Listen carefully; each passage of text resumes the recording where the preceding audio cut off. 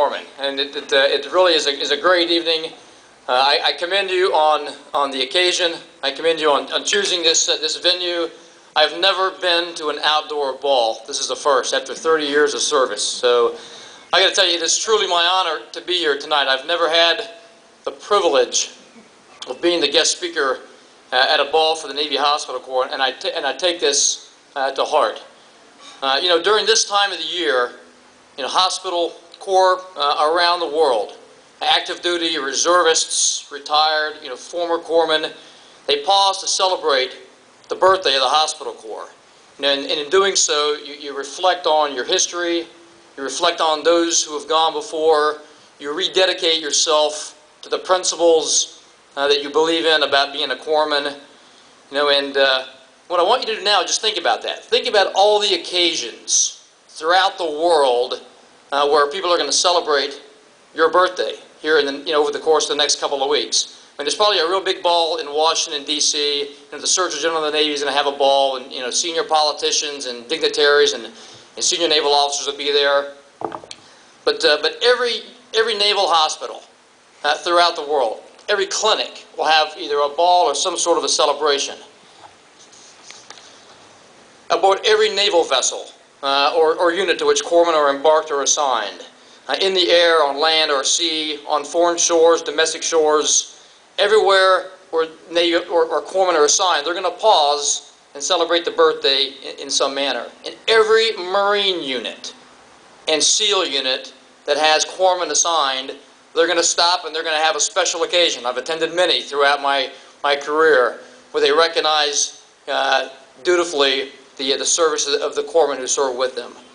Where corpsmen are forward deployed and they can't meet in mass, you can be guaranteed that small groups dispersed across the battlefield, whether they're in forward operating bases, combat outposts, patrol bases, literally wherever 2 corpsmen or more are gathered.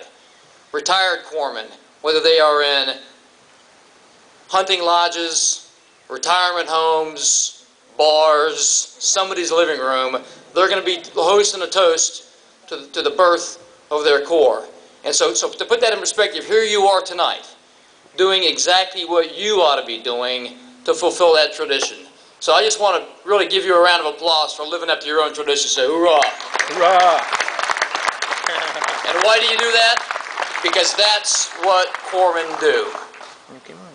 Okay, now, the Navy Hospital Corps has a long and illustrious history, and I realize that the official hospital corps was founded in 1898, hence your 113th birthday. But we all know that, as long as there's been a Navy and a Marine Corps, there have been enlisted medical specialists attending to the needs of sailors and Marines.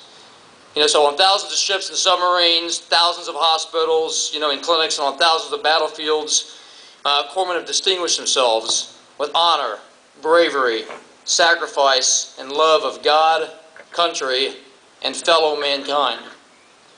However, there is a distinction.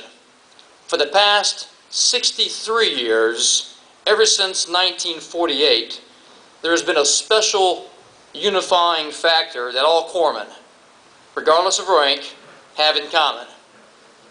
And although many variations of corpsman emblems were worn before that date, such as the Red Geneva Cross, from 1948 onward, all corpsmen have worn the same emblem, a symbol that defines the very professionalism and character of your medical service. That emblem is, of course, the caduceus, or the caduce, as I've been told, called by corpsmen. Now, corpsmen wore the caduce in Korea, as Captain Bonneman mentioned. And although there was only one Marine division involved in the war, the hospital corps lost 108 killed in action. And disproportionate to their numbers was their heroism. The percentage of casualties among the corpsmen was greater than the proportion of losses among Marines, just as it had been in World War II in the Pacific Campaign. In Korea, all 5 of the Navy Medals of Honor were awarded to Navy corpsmen serving with Marines. Corpsmen wore the caduce in Vietnam, where the most dangerous role of the hospital corpsman was in the field, like all other wars, especially with special units, Marine Reconnaissance, and Navy SEALs. But in the line battalions, 53 hospital corpsmen served with rifle companies, usually 1 or 2 corpsmen per platoon, patrolling side by side with Marines, risking the same dangers, and rendered the aid that saved thousands of lives. Contributions of hospital corpsmen in Vietnam are noteworthy. They cared for over 70,000 Navy and Marine Corps combat casualties and countless military and civilian sick call patients. Again, their valor was great. 3 medals of honor, but so were their sacrifices. Over 5,000 corpsmen were either killed or wounded in action.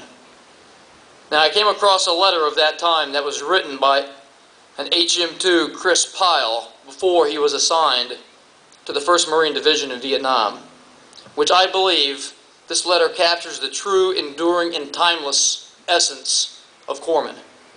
Let me read this. Many people have died to save another.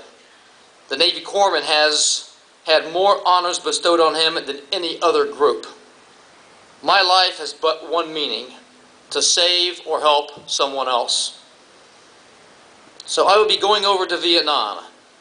I have my fears and beliefs, but they lay hidden under my emotion. That's why God made me so. Someday I will see before me a wounded Marine. I will think of all kinds of things, but my training has prepared me for this moment. I really doubt if I'll be a hero, but to that Marine, I will be God. I'm hoping that no one will die while I'm helping him. If so, some of myself will die with him. Love for fellow man is great in my book. It's true they make me mad at times, but no matter who he is, if he's wounded in the middle of a rice paddy, you can bet your bottom dollar that whatever God gave me for power, I will try until my life is taken to help save him and any other. 5 months later, on 28 May 1969, HM2 Pyle was killed in action. Now, some of you out here today may have the caduce tattooed on your arm. HM2 Pyle had it tattooed on his heart. Now, corpsmen wore the caduce in Beirut when on the 23rd of October 1983, a suicide truck bomber attacked the headquarters of 1st Battalion, 8th Marines.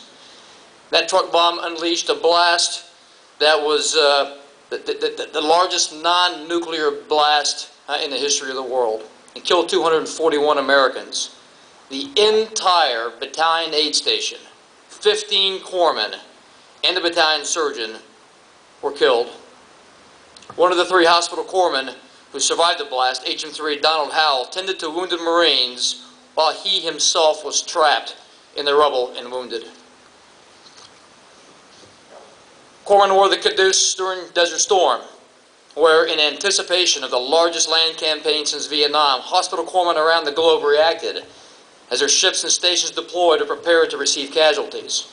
In fact, the very first casualty of Desert Storm was a hospital corpsman. Of the vast number of naval reservists called to active duty, the largest single group activated was hospital corpsmen. Of an inventory of just over 12,000 reserve hospital corpsmen, over 6,500 were recalled to active duty. Corpsmen wore the caduce in OIF. Many of you in the room tonight are in that group, and you probably have still a few corpsmen remaining on the ground over there.